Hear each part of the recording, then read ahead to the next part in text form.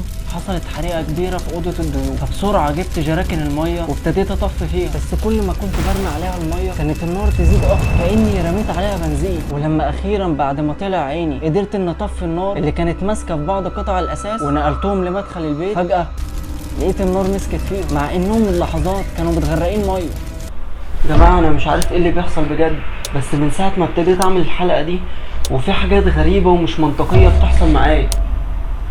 بصوا كده، ده الورق اللي كنت كاتب فيه الحلقه، صحيت لقيته كده. شكلهم مش عايزين نعمل الحلقه دي، بس انا برضو مش هستسلم وهكتب الحلقه من الاول. ربنا يستر بقى. الحكايه بتبتدي سنه 2014 في احد ارياف ولايه سليانه في تونس الشقيق. كان في اسره من الفلاحين عايشين في بيت بنوه من 20 سنه على الارض بتاعتهم في منطقه ريفيه تقريبا خاليه من السكان ومعزوله خالص، وكانوا عايشين حياه هاديه وجميله جدا. ولكن فجاه بدات احداث غريبه تحصل لهم. عائله عم وديع والرعب اللي بيلاحقه. اهلا بيكم في برنامج منظور اخر.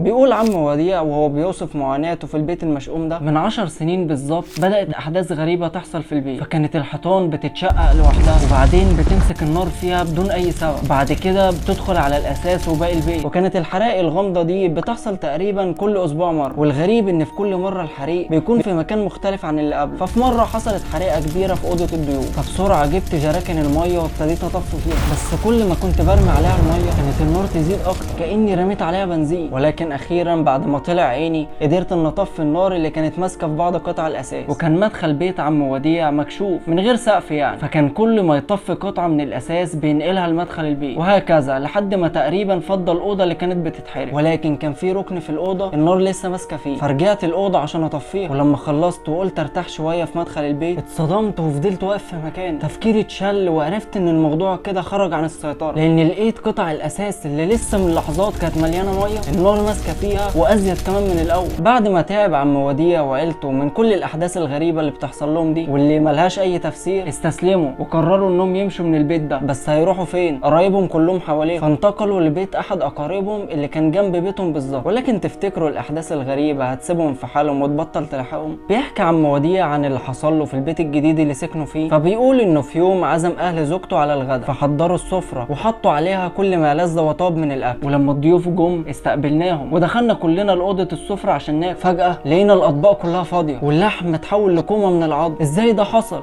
ده كان لسه من دقيقة السفرة دي كانت مليانة أكل.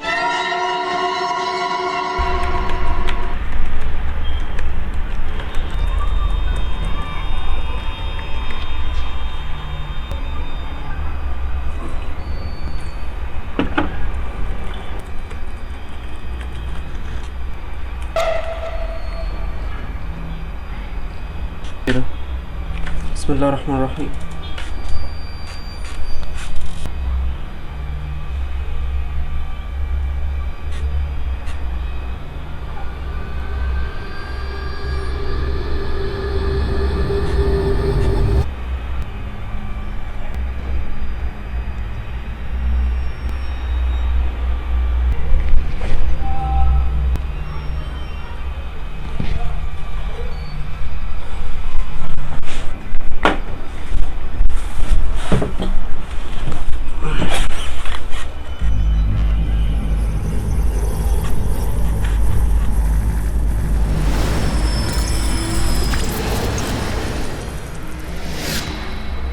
ايه اللي بيحصل ده؟ وما وقفش الرعب عند كده، فكان في زريبه قريبه من بيت عم وديع، كان ابنه مربي فيها شويه ارانب، وكان كل يوم يعدي عليها يتفقدها ويشوف ايه اخبار الارانب. وفي اخر اليوم بعد ما بيخلص بيقفل عداد الكهرباء ويقفل باب العداد كويس عشان ما يحصلش ماس كهربي وتحصل حريقه، وبعدين بيقفل باب الزريبه ويمشي. ولكن كان كل يوم الصبح بيرجع الزريبه يلاقيها منوره وباب العداد مخلوق. وفي مره فتح الزريبه كعادته عشان يقوم بجولته التفقديه على الارانب، ولكن ايه ده؟ مفيش ارانب. كل الارانب اتحولت لرماد، والحيطان كلها اسودت كأن حد ولع فيهم رغم انها كانت مقفوله من بره. فاللي دخل ازاي بقى؟ وبعد كل الاحداث دي قرر عم وديع انه يسيب المنطقه كلها وبنى بيت جديد في حته تانية مش بعيده قوي عن المنطقه الاولى، ولكن اللعنه ما سابتهمش برضه في البيت الجديد. فبدات الحرايق والاحداث الغامضه تلاحقهم برضه، بل كمان بقت تحصل اكتر من الاول. وفي مره خرجوا من البيت وقفلوا كل ابواب البيت بالاقفال من بره، ولما رجعوا لقوا الصاله اللي المفروض مقفوله من بره مقلوبه حرفيا، السقف مكان الارضيه، ولقوا الحنفيات في البيت كلها مفتوحه على اخرها. فخلاص جابوا اخرهم من الرعب اللي بيشوفوه شبه يوميا ده، فقرروا انهم يجيبوا شيخ يحل المشكله دي، واتصلوا باحد الشيوخ الموثوقه عشان يجي يقرا قران في البيت ويطرد الارواح الشريره اللي في اعتقادهم ان هي السبب في كل الاحداث الغريبه دي. وفعلا جه الشيخ وعمل كل اللي يقدر عليه معاهم وما اثرش في حاجه، والحمد لله كان كل شيء طبيعي وما حصلتش اي حاجه وحشه. ولكن لما خلص الشيخ وخرج من البيت فجاه النار مسكت في شجره الصبار اللي قدام البيت على طول. فخلاص كده عرفت عيله عم وديع ان في لعنه بتلاحقهم وكيان غامض عايز ينتقم منه، فقرروا يتعايشوا مع الموضوع. اصل هيروحوا فين تاني؟ ما كل ما بيروحوا في حته اللعنه بتلاحقهم برضه، ولا شيوخ نافعه ولا اي حاجه.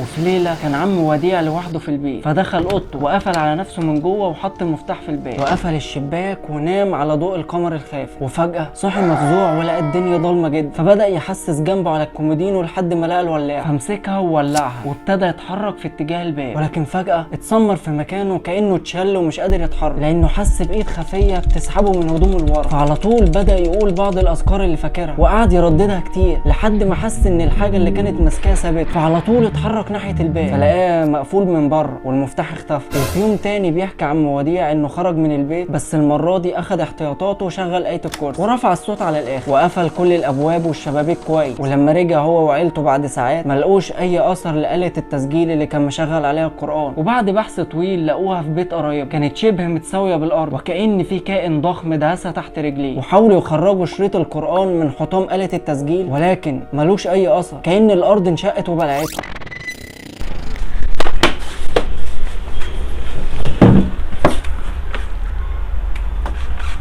انا هشغل قرآن ويا انا انتوا بقى النهارده.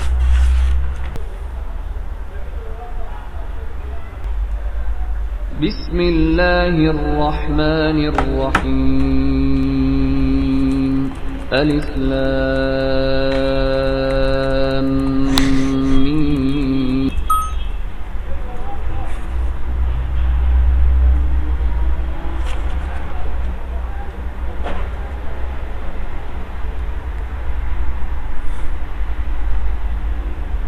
ايه ده؟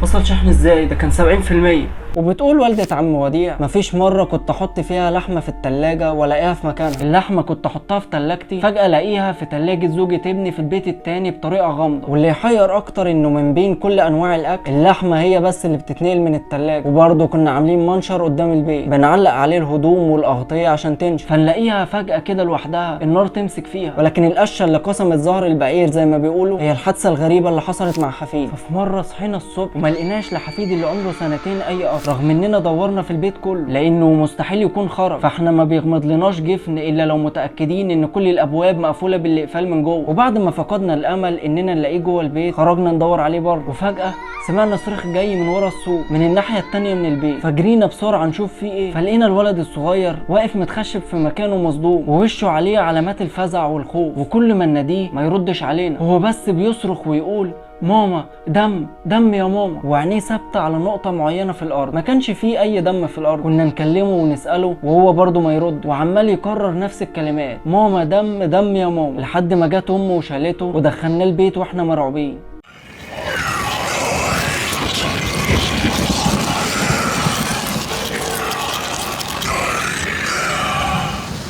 بطل تتكلم عننا والا هتموت.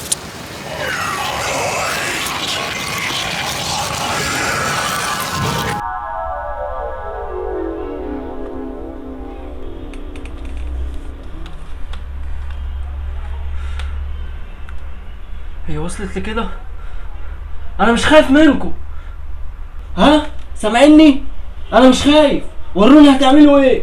عائلة وديع ما كانش ليهم اي عداوات تقريبا، والمنطقة اللي كانوا عايشين فيها معزولة خالص عن المدينة، وكل البيوت اللي حواليهم عايش فيها قرايبهم واهلهم، وكلهم متفقين انهم ناس كويسة جدا ومالهمش اي عداوات. عائلة وديع استدعوا الشرطة كذا مرة لما كانت بتحصل معاهم الاحداث الغريبة دي، على اساس ان اللي بيعمل كده هو حد بيكرههم وعايز يأذيهم، ولكن كان رجال الشرطة بيقفوا عاجزين قدام اللغز الغامض ده. وفي نفس الوقت عائلة وديع مش قادرين انهم يمشوا ويسيبوا البلد خالص، لان فيها مورد رزقهم وعاشوا وتربوا فيها لسنين طويلة، ولحد النهارده لسه الاحداث الغريبة بتحصل مع عائلة وديع، وما زالوا بيصارعوا القوى الخفية دي اللي نوعا ما اتعودوا عليها.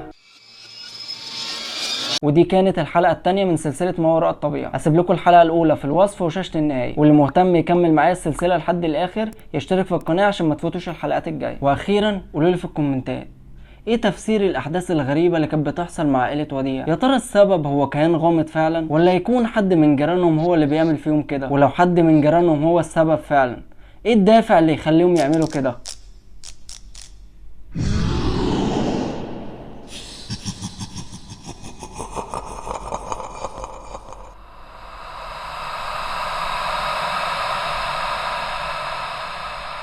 يلا سلام بقى قبل ما يحصل لي حاجة.